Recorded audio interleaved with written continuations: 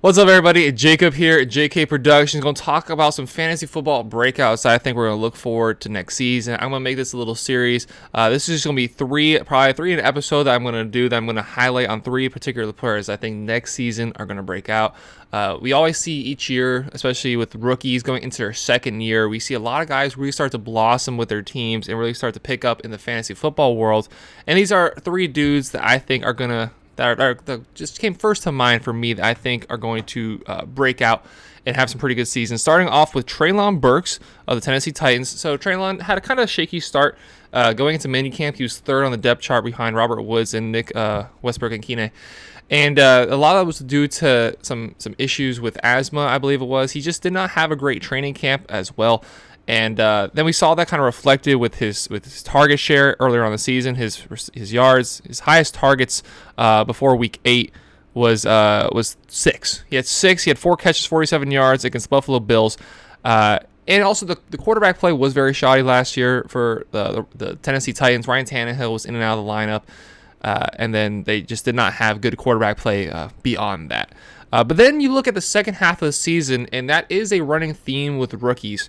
When they start to hit the second half of the season, now what are you as a player? You have some NFL experience. Some people have seen you on tape, and now they're starting to make adjustments to you. And he started to get more of a target share around week 9, had 6 targets, and then he had his breakout game week 11 against the Green Bay Packers.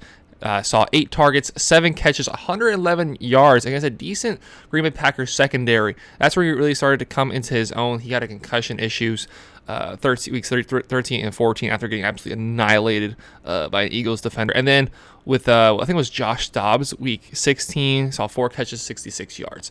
So, again, a lot of the issues for Treylon Burks coming in was the asthma issues. I think he had some other things going on back in training camp in 2022, and he came out third on the depth chart, despite being the first-round pick, despite being the guy that was supposed to replace A.J. Brown.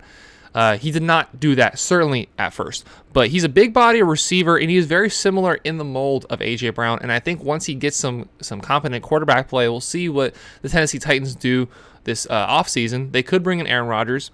I think they're going to stick with Tannehill for at least one more season, but who knows? We'll see what happens. I think once he gets some solid quarterback play, he is a guy that is going to explode. I think we're looking at top 10 potential with Treylon Burks. He's got speed, he's got size, he's got athletic ability, and he's just on a team that is dominated in the run with Derrick Henry.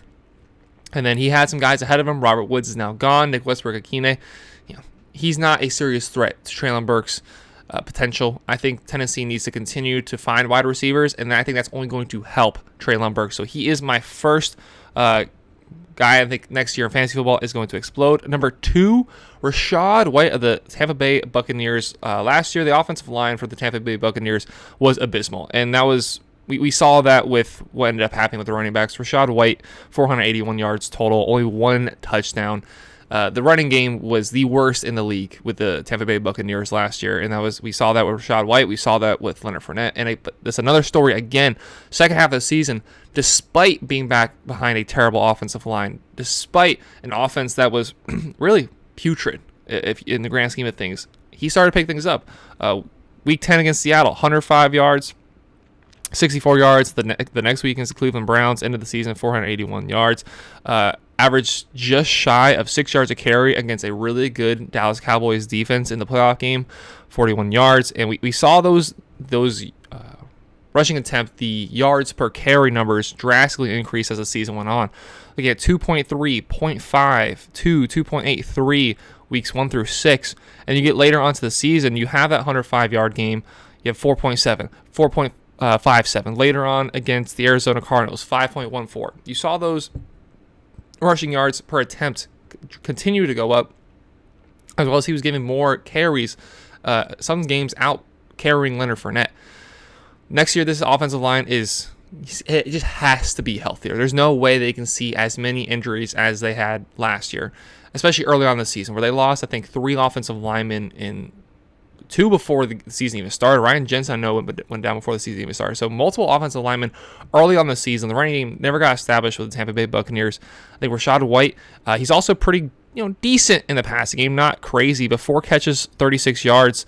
In that playoff game, he saw 50 yards receiving week 4, 24, 45, 21, 17, 26. So he's a very do-it-all running back, and he runs a lot stronger than his frame suggests he should run.